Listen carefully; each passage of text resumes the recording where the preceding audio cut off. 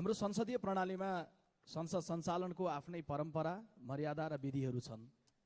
त्यो विधि बमोजिम देशको प्रधानमन्त्रीले बोलिरहँदै गर्दा बीचमा उठ्ने कुरा, प्रश्न गर्ने कुरा या प्रधानमन्त्रीले बोलिसकेपछि सवाल जवाफ गर्ने कुरा हाम्रो नियमावलीको कुनै अक्षरले, कुनै भावनाले पनि व्यक्त गर्दैन।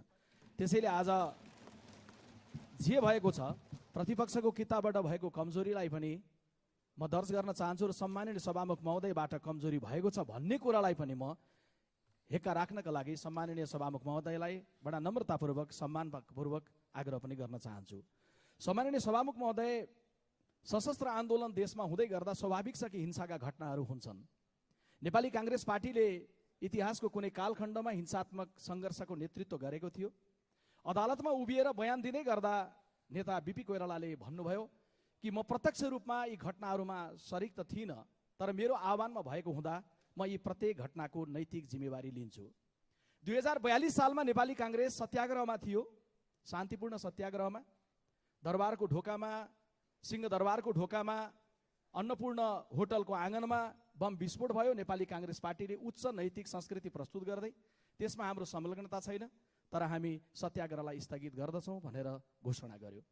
माफ माग्न चाहन्छु सम्मान्य सभामुख महोदय, म यो उच्चतम नैतिक संस्कृतिको विषय त्यो बेलामा उठाइरहेको छु जुन बेलामा शान्तिपूर्ण भनिएको आन्दोलनबाट जीवन गुमाएर दुईटा होनहार युवाहरू पोस्टमार्टम हाउसबाट चितातिर लम्किने यस बेलामा प्रतीक्षा गरेर बसिरहेका छन्। सम्माननीय सभामुख महोदय, सबिन महर्जन नाम गरेको एकजना श्रमजीवी युवा अनि सुरेश रजक नाम गरेको एक श्रमजीवी पत्रकार सबैले दुःख व्यक्त गरेका छन्। सबै राजनीतिक दलको वक्तव्य आएको छ। तोडफोड हुँदै गर्दा सबैलाई दुख्यो, तर निर्मल निवासलाई दुखेन।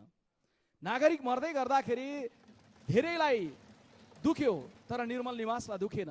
आज मैले यो संसदबाट उभिएर बोल्दै गर्दाखेरि म देशको कुनै युवकको मनमा मलाई राजा चाहिएको छ, मलाई नेताहरूसँग रुष्ट भयो, चित्त बुझेन भन्दै गर्दा छ भने म ती युवकलाई आग्रह गर्न चाहन्छु, तीन कुनेलाई दुख्दै गर्दा, तपाईँको हृदयलाई दुख्दै गर्दा, हृदय नदुख्ने कस्तो राजा तपाईँले परिकल्पना गर्नुभएको छ, कस्तो राजा चाहनु भएको छ। हामी दुःख व्यक्त गर्दछौँ, हामी दुखी छौँ, हामी दुखी भई बक्सेका छौँ भन्ने 3 लाइनको वक्तव्य पनि जारी गर्न नसक्ने अवस्थाको राज संस्थाको खोजी नेपालको युवकहरूले गरेका हुन् भन्ने म मान्दिनँ। यद्यपि सभामुख महोदय, म सम्मानका साथ नाम लिन चाहन्छु पृथ्वीनारायण शाहको, जसको अगुवाईमा हाम्रा पुर्खाहरूले नेपाल देशको एकीकरण गरे। म भक्ति थापालाई, भीमसेन थापालाई, अमरसिंह थापालाई, वीर बलभद्रलाई स्मरण गर्न चाहन्छु, जसको कारण नेपालको एकीकरणले पनि गति लियो र नेपाल देशका रूपमा रह्यो। तर पछिल्लो कालखण्डमा आउँदै गर्दाखेरि राजा र नागरिक बीचको सम्बन्ध पनि संवैधानिक राज संस्थाको मार्फतबाट निश्चय नै एउटा ऐतिहासिक ढङ्गले अघि बढिरहेको अवस्था थियो। तर निरन्तर संवैधानिक भएर राजाले बस्न नमानेपछि, संवैधानिक भएर बसेका राजाले पटक संविधानमाथि, लोकतन्त्रमाथि धावा बोलेपछि अन्ततः नेपाली जनताले गणतन्त्रको बिगुल फुक्न बाध्य भए र आज नेपाल देश लोकतान्त्रिक गणतन्त्रमा पुगेको छ। यो बेलामा यसो भन्दै गर्दाखेरि नागरिक पङ्क्तिमा असन्तुष्टि छ कि छैन? यो संसदले हामीले गम्भीरतापूर्वक यो पनि छलफल चाहिँ गर्नैपर्छ। सम्माननीय सभामुख महोदय, नागरिक पङ्क्तिमा असन्तुष्टि छ। वर्षौंदेखि बन्न थालेको बाटो बनि नसकेर धुलोको साम्राज्यमा पुरिनु पर्दा नागरिकले सरकार जिन्दाबाद भन्दैन। खेतीको बेला मल नपाउँदै गर्दा सरकार हामी खुसी छौँ भनेर किसानले भन्दैन। प्रशासनिक कार्यालयमा मुस्कान सहितको सेवा त पाइयो, तर मुस्कान दिने सेवा प्राप्त भएन भने सरकार जिन्दाबाद भनेर भन्दैन। तर सँगैमा दोस्रो प्रश्नमा जाउँ सम्माननीय सभामुख महोदय, यस्ता असन्तुष्टिहरूको हल मल हो कि राजा? म सिधा भन्न चाहन्छु, मल नपाएको एउटा किसानलाई गएर सोधौँ, तिमीलाई मल चाहियो कि राजा? उनले भन्छन् मल। बाटो बन्न ढिलाइ भएर भएको ठाउँमा असन्तुष्ट भएर बसेको नागरिकको अघिल्तिर गएर सोधौँ, तिमीलाई बाटो चाहिएको हो कि राजा? उनले भन्छन् बाटो। सम्माननीय सभामुख महोदय, शिक्षा विधेयक 50 वर्षपछि आयो, तर संसदीय समितिबाट पारित भएर नागरिकको हातमा, शिक्षकको हातमा पुग्न सकेन। शिक्षक महासङ्घको नेतृत्वमा अहिले पनि आन्दोलन भइरहेको छ। तर तिनै आन्दोलनमा रहेका नेपाली शिक्षकहरूलाई गएर सोधौँ, तिमीलाई विधेयक चाहिएको हो कि राजा भन्दा असन्तुष्टि होला, तर हामीलाई राजा होइन, हामीलाई विधेयक चाहिएको छ भनेर शिक्षकहरूले भन्छन्। सम्माननीय सभामुख महोदय, मेचीदेखि महाकालीसम्म रेल बनाउने भनेर सरकारले नागरिकको जग्गालाई कब्जा गर्यो, नागरिकको जग्गालाई सरकारले अधिग्रहण गर्यो, मुआवजा दिइएको छैन। मुआब्जा नपाएको नागरिकलाई गएर तिमीलाई राजा चाहिएको कि मुआब्जा भन्दै गर्दा कसैले असन्तुष्टि हुँदै गर्दा यस्तै हो भने राजा भनेर भन्लान्, तर समग्रतामा उनीहरूले भन्छन् हामीलाई राजा होइन, हामीलाई मुआब्जा चाहिएको छ भनेर। सम्माननीय सभामुख महोदय, कुलमान घिसिङलाई बाँकी अवधि काम गर्न दिनु पर्थ्यो, सत्तारूढ कित्ताबाट हामीले पनि बोल्दाखेरि भनेका छौँ।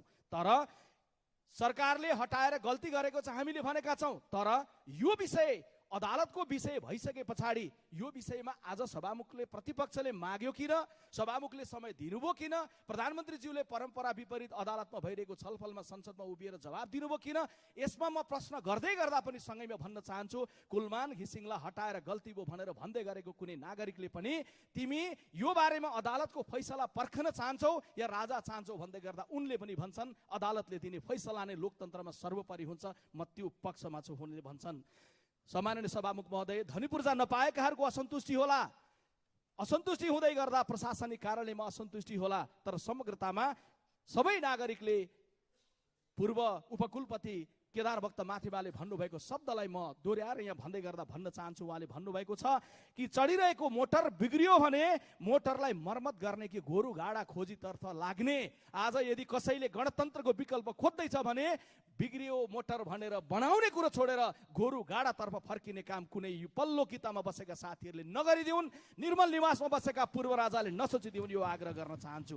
सम्माननीय सभामुख महोदय, तेस्रो प्रश्नमा मैले जाँदै गर्दाखेरि यो छलफलको लागि भन्नै पर्ने हुन्छ देशका आजका समस्याहरूको हल व्यक्ति लिएर आउने भन्ने हो कि पद्धति बसाउने हो। मलाई एउटा राजावादी मित्रले भेटेर भन्नुभयो, विश्वप्रकाशजी हजारौं राजाहरू वडा वडामा पाल्नुभन्दा एउटा राजा ल्याउने कुरो ठिक होइन र?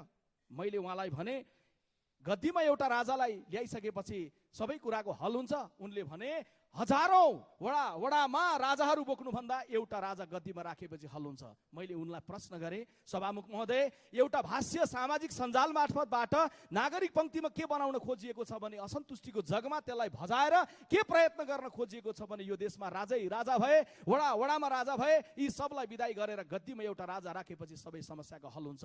त्यो भन्ने मित्र जो हुनुहुन्थ्यो मलाई राजा एउटा गद्दीमा राखौँ, हजारौं वडाका राजाहरूलाई हटाउँ भन्दै गर्दा मैले उनलाई सोधेँ, ठिक छ, गद्दीमा एउटा राजा लिएर आएपछि यो देशको कुनै वडामा कुनै कुनामा एउटा नागरिकले नागरिकताको सिफारिस गरिदिउँ भनेर आयो भने के गर्ने? वडामा वडाध्यक्ष नभइसकेपछि राजाकोमा नारायण हिटी पठाउने हल हुन्छ भन्दै गर्दा उनले भने होइन, वडाध्यक्ष त चाहिने रहेछ। अनि मैले भने वडाध्यक्ष चाहिन्छ भने वडाध्यक्षहरूको प्रमुख भएर पालिकाको प्रमुख चाहिएला कि नचाहिएला? उनले भने पालिकाको प्रमुख पनि चाहिने रहेछ। पालिकाको प्रमुख चाहिन्छ भने त्यहाँको जनताको स्थानीय भावनालाई केन्द्र र प्रदेशको सरकारसम्म पुर्याउनका लागि सांसद चाहिन्छ कि चाहिँदैन होला, कि वडाध्यक्षले पुर्याउँछन् कि गद्दीका राजाले आफै अन्तर्यामी भएर बुझ्छन् भन्दा होइन, सांसद पनि चाहिने रहेछ। त्यसैले आज मैले भन्दै गर्दाखेरि उहाँले भनेको अर्को वाक्यमा जान चाहन्छु, उहाँ सहमत हुनुभयो, स्थानीय तह पनि चाहिन्छ, प्रदेश पनि चाहिन्छ, केन्द्र पनि चाहिन्छ, यसलाई व्यवस्थित कसरी गर्ने, मितव्ययी कसरी गर्ने, यो कुरा मात्रै मूल प्रश्न हो। तर उहाँले त्यसपछि भन्नुभयो राजा आयो भने स्थिरता हुन्छ। सम्माननीय सभामुख महोदय, वर्षमा 15 महिनामा प्रधानमन्त्री बदलिँदै गर्दाखेरि नागरिक पंक्तिमा यो पनि परेको छ कि कतै यी सबै यो प्रणालीलाई यो नेतृत्वलाई विदा गरेर एउटा राजा गद्दीमा राख्यो भने स्थिरता हुन्छ कि? अहिलेको युवकले सामाजिक सञ्जालमा सर्च गरेर हेर्न भ्याएको छैन भने यो तथ्य मैले राख्नै पर्ने हुन्छ। सम्माननीय सभामुख महोदय, कुनै बेलामा दलविहीन व्यवस्था थियो, दलहरू प्रतिबन्धित थिए, 30 वर्षसम्म राजाको सक्रिय शासन थियो, 30 वर्षको बिचमा 16 वटा सरकार पञ्चायतको बेलामा बनेको रहेछ। स्थिरता हुने हो राजाको नेतृत्वमा भने पञ्चायत कालमा 30 वटा सरकार किन बन्यो? ताजा उदाहरण जाने हो भने 59 सालमा राजा ज्ञानेन्द्रले कु गरेका थिए, जुन बेला कु भएको थियो त्यो कु पछाडि 59 साल पछाडि 62-63 को आन्दोलन सफल हुनुभन्दा अगाडि राजाले आफ्नो नेतृत्वमा बनाएको चौथो सरकार भन्दा अगाडि 3 वटा प्रधानमन्त्री देशलाई दिएको थियो र 4 वटा सरकार बनेको थियो। यसले के बताउँछ भन्दा एक थान राजालाई ल्याएर गद्दीमा राख्दैमा देशले स्थिरता प्राप्त गर्दैन। स्थिरता पाउनका लागि संसद संविधानको धारा 76 को उपधारा 5 को सम्मानित सर्वोच्च अदालतले गरेको व्याख्या बमोजिम 5 वर्षका लागि स्थिर हुने पद्धति भएको छ। तर प्रधानमन्त्री 5 वर्षसम्म रहने खालको पद्धति के हुन सक्छ भन्ने कुरोका लागि संविधान संशोधनको बेलामा हामीले छलफल गर्ने हो। कसैलाई गद्दीमा ल्याएर राख्ने बित्तिकै देशले स्थिरता पाउँदैन भन्ने कुरो आजको पुस्तालाई हामीले बुझाउने हो। सम्माननीय सभामुख महोदय, राजतन्त्र आयो भने सुशासन हुन्छ। आज युवकहरूलाई बुझाउँदा त्यो प्रयास गरिएको छ। निश्चय नै आज हामीले नेतृत्व गर्दै गर्दा सुशासनका कैयौं मानकहरू भत्किएको, कमजोरीहरू भएको, सुशासन राम्रोसँग दिन नसकिरहेको सन्दर्भमा हामीले गम्भीरतापूर्वक आत्मसमीक्षा गर्ने र सुशासनको लागि पहल प्रतिबद्धता गरेर जाने विषय एउटा भयो। तर राजा आउँदैमा सुशासन हुन्छ भने म अरू धेरै कुरा भन्दिनँ। अहिले कुनै युवकले राजा आउँदा सुशासन हुन्छ भने हाम्रा कुरा सुनिदियोस्। राजा ल्याउने आन्दोलनको जसलाई संयोजक बनाइएको छ 82 वर्षीय नवराज सुवेदीजीले लेख्नु भएको किताब इतिहासको एक कालखण्ड भन्ने पुस्तकको पृष्ठ नम्बर 12 मा गएर उनले पढिदियोस्। त्यो पुस्तकमा लेखिएको छ सम्माननीय सभामुख महोदय कि संसारकै प्रसिद्ध र महँगो मानिने ओमेगा घडीले स्विजरल्यान्डबाट नेपाल आएर सो घडी उत्पादन गर्ने फ्याक्ट्री खोल्नका लागि नेपालमा अनुमति माग्यो। अनुमति माग्दै गर्दा उनीहरूले भने हामी कसैलाई सेयर नदिकन हामी आफै नै गर्न चाहन्छौँ। तर नवराज सुवेदी लेख्नुहुन्छ ज्ञानेन्द्रले लाजै नमानी 50% सेयर सोझै मागे, जसले गर्दा ओमेगा घडी सहमत भएन र आज स्विजरल्यान्डको त्यो ओमेगा घडी फर्केर गयो। सम्माननीय सभामुख महोदय, म फेरि दोहोऱ्याउन चाहन्छु, सुन्दै हुनुहुन्छ राजा ल्याउनुपर्छ भन्नेहरू भने सुनिरहनु भएको छ, सुन्नु भएको छैन भने दोहोऱ्याएर भन्न चाहन्छु, तपाईँहरूले राजा ल्याउने भनेर जसलाई संयोजक बनाउनु भएको छ उनै नवराज सुवेदीको पुस्तक भित्रबाट पृष्ठ 12 बाट मैले उल्लेख गरेर ज्ञानेन्द्रको चित्र र चरित्रलाई तपाईँहरू समक्ष राखेको छु। अनि उनैलाई लिएर आइराखेर देशमा सुशासन प्राप्ति हुन्छ भन्ने भ्रम आजको पुस्तालाई दिने जे प्रयास छ त्यसलाई पनि म चिरफार गर्न चाहन्छु। सम्माननीय सभामुख महोदय, यति भनिसके पछाडि नागरिक पंक्तिमा युवामा रहेको एउटा भ्रमको बारेमा पनि म राख्न चाहन्छु। त्यो भनेको के हो भने राजालाई लिएर आयो भने यो देशको विकासको गति हुन्छ। निश्चय नै विकासको गति हामीले सोचे जस्तो पर्याप्त हामीले गर्न सकेका छैनौँ। सरकारले गम्भीरतापूर्वक पुँजीगत बजेटको खर्च कसरी बढाएर जाने, कसरी हाम्रो विकास निर्माणको सन्दर्भमा भएको ढिला सुस्तीलाई अन्त्य गरेर जाने भन्ने कुराको गम्भीरता हामीले राख्नै पर्छ। तर सभामुख महोदय, 15 गतेका दिन तिनकुनेको तोडफोड हुनुभन्दा 1 घण्टा अगाडि एसई को परीक्षा सकिँदै गर्दा एसई दिएका ती लाखौं विद्यार्थीले सम्झियो भने अघिल्लो रात उनीहरूले बिजुली बत्तीको उज्यालोमा एसई को तयारी गरेका थिए। किनभने सभामुख महोदय, आज 94% नेपालीको घरमा बिजुली बत्ती पुगेको छ। कुनै बेला राजाको पालामा राजाको सक्रिय शासन भएको बेलामा हामीले एसई दिँदै गर्दा टुकी मुनि बत्ती बालेर टुकीको बत्ती मुनि एसई दिएका थियौँ सभामुख महोदय। किनभने त्यो बेलामा केवल 9% नागरिकको घरमा मात्रै बिजुली बत्ती पुगेको थियो। सभामुख महोदय, राजाले शासन गरेको त्यो सक्रिय प्रणालीको बेलामा 36% नेपालीको घरमा बिजुली बत्ती पुगेको थियो, 36% नेपालीको घरमा पानी पुगेको थियो। आज 81 सालमा आइपुग्दै गर्दा 95% मा पानी पुगेको छ।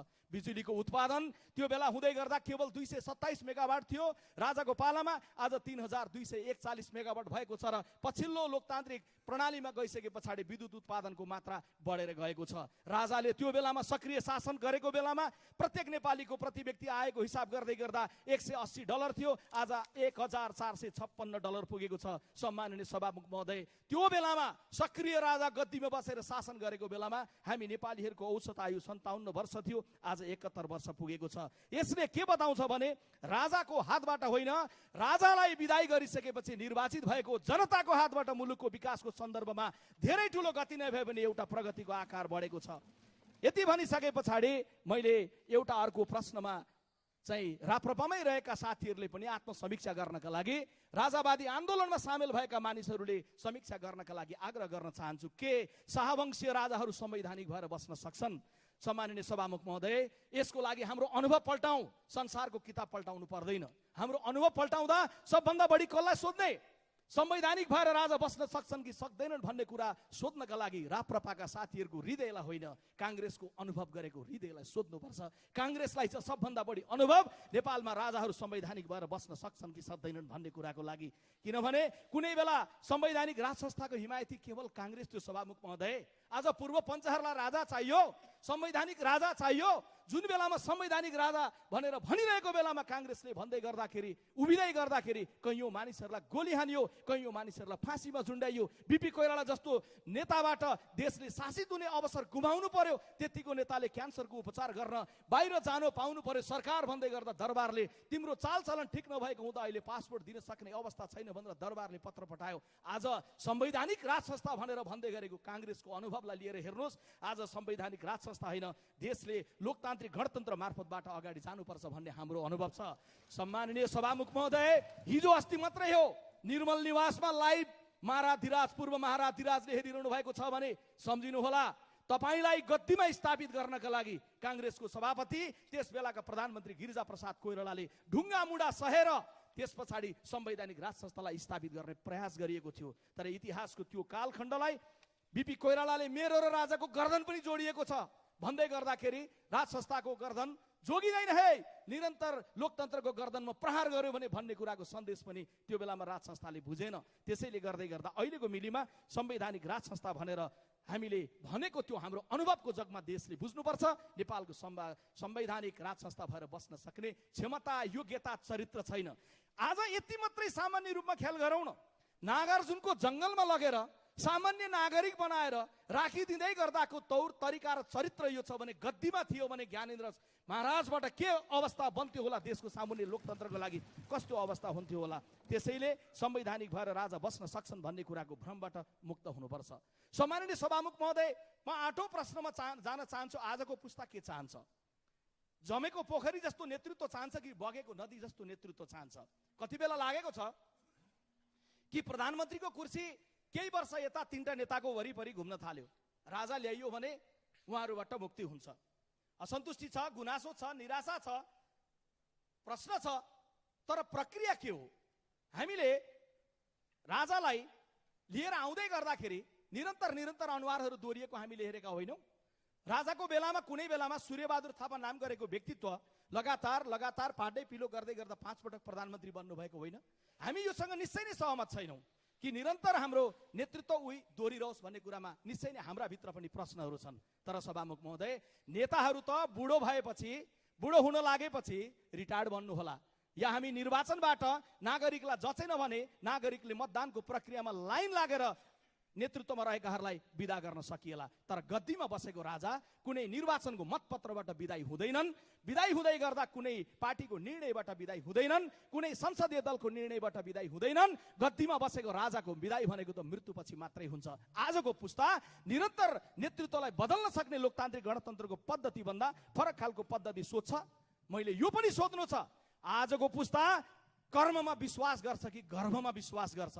कर्म गरेर, सङ्घर्ष गरेर, जनताको बिचमा भिजेर, आफूलाई जिम्मेवार बनाएर, परिपक्व बनाएर, देशको बारेमा, दुनियाँको बारेमा दृष्टिकोण बोकेर कर्म गरेर आएको नेतृत्वको पक्षमा उभिन चाहन्छ आजको पुस्ता? कि गर्वमा छँदै अमुक रहेको गर्वको अघिल्तिर उभ, सेल्युट गर, तिम्रो भोलिको राजा त्यो गर्वमात्र आउँदैछ भन्ने खालको पद्धति के आजको पुस्ताले रुच्न चाहन्छ? निश्चय नै चाहदैन। सम्माननीय सभामुख महोदय, म अन्तिममा पुग्दै गर्दा आग्रह गर्न चाहन्छु, देशको जनमत के छ? देशको जनमत 15 गतेको दिन पनि 2टा प्रदर्शन भयो। एउटा प्रदर्शनी मार्गमा शालीन ढङ्गले भयो। नेकपा माओवादी लगायत एकीकृत समाजवादी लगायत दलहरूले गरेको प्रदर्शनमा हजारौंको सहभागिता थियो। कुनै हिंसा थिएन, कुनै तोडफोड थिएन, त्यहाँ कुनै न कुनै रूपमा सबैको भावनात्मक प्रतिनिधित्व भएको थियो। अर्को प्रदर्शन 3 कुनेमा थियो, त्यसको कस्तो चित्र रह्यो, कस्तो चरित्र रह्यो म त्यसमा लामो व्याख्या गर्न चाहन्न। तर म स्मरण गराउन चाहन्छु सम्माननीय सभामुख महोदय, फागुन 25 को प्रदर्शनको चर्चा छ, 3 कुनेको चर्चा छ, तर प्रदर्शन यो देशमा चैत्र 5 गते पनि भएको छ। चैत्र 5 गते यो देशको 100औं क्याम्पसहरूमा निर्वाचन भएको छ। गणतन्त्र होइन राजतन्त्र ल्याउनुपर्छ भन्नेहरूले अरू केही पर्दैन। राप्रपाको अध्यक्षजीको फेसबुक पेज पल्टाएर हेर्नुहोस्, त्यहाँनिर कलेज जित्दै गर्दा गणतन्त्रको पक्षमा कति जिते, देशको जनमत के छ भन्ने पुष्टि हुन्छ। त्यहाँ देख्नुहुन्छ एकजना दारी पालेको युवकको तस्बिर टाँच्नु भएको छ राप्रपाको अध्यक्षले, अनि लेख्नु भएको छ राप्रपाको नजिकको राप्रवि सङ्घको तर्फबाट फलानो कलेजमा निर्वाचित भएको सोभियुको सभापति। झापाको एउटा कलेज जहाँ 40 विद्यार्थी थिए, मत गिरेको 37, 26 मत ल्याएर विजय हुनुभयो। त्यो एउटा मात्रै पोस्टले बुझाउँछ देशभरि चुनाव हुँदै गर्दा सर्वाधिक संख्यामा विजयी भएको विद्यार्थी संगठनहरू कांग्रेस नजिक, एमाले नजिक, माओवादी नजिक, गणतन्त्रको पक्षमा हजारौं विद्यार्थीहरूले मत व्यक्त गरेको अवस्था छ। त्यसैले गर्दै गर्दा जनमत भन्ने कुरालाई यहाँ ख्याल गर्नुपर्छ। अर्को हेक्का राखौं कति बेले भन्नुहुन्छ जनमत सदस्य यहाँको समस्या सम्माननीय सभामुख महोदय, मैले सक्न लागे जनमत भन्दै गर्दा कति बेले भन्नुहुन्छ? होइन, बङ्गलादेशमा 10 महिना अगाडि एउटा जनमत प्रकट थियो, त्यो जनमतलाई मात्रै हेर्नु हुँदैन उहाँहरू भन्नुहुन्छ। निश्चय नै सम्माननीय सभामुख महोदय, हामी त्यस विषयमा हामी गम्भीर छौँ, तर बिर्सिनु हुँदैन। बङ्गलादेशको अवस्था र हाम्रो अवस्थाको बिचको फरक बिर्सिनु हुँदैन। त्यहाँ 15 वर्षदेखि एउटा नेतृत्व निरन्तर थियो र विपक्षी नेतृत्वलाई लगेर जेलमा राखिएको थियो। हामी 15 महिनामा सरकार बदलिरहेछौँ। विपक्षी नेतृत्व र सत्तापक्षी नेतृत्व हामी सँगसँगै छौँ।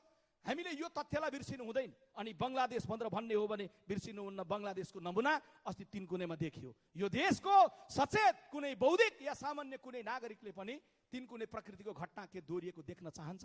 कोही पनि त्यो प्रकृतिको घटना देख्न चाहदैन। सम्माननीय सभामुख महोदय, यो बेलामा त्यसैले म लेखक बसन्त बस्नेतले भनेको वाक्यलाई उद्धृत गर्न चाहन्छु, लौ भो चाहिएन बङ्गलादेश। त्यसैले यो बेलामा अन्तिममा म आग्रह गर्न चाहन्छु सम्माननीय सभामुख महोदय, एउटा कल्पनाको चित्र राख्न चाहन्छु।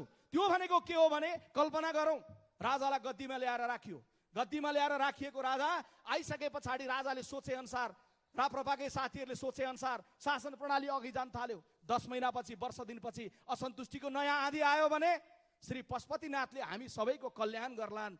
सम्माननीय सभामुख महोदय, तर त्यो कल्याण गर्नेहरूको लिस्टमा पूर्व राजाको नाम हुन सक्छ कि सक्दैन? निर्मल निवासमा ठन्डा दिमागले बसेर पूर्व राजाले सोचिदिउन्। धन्यवाद। जय नेपाल। अब माननीय सदस्य योगेश कुमार भट्टराई, समय 17 मिनेट।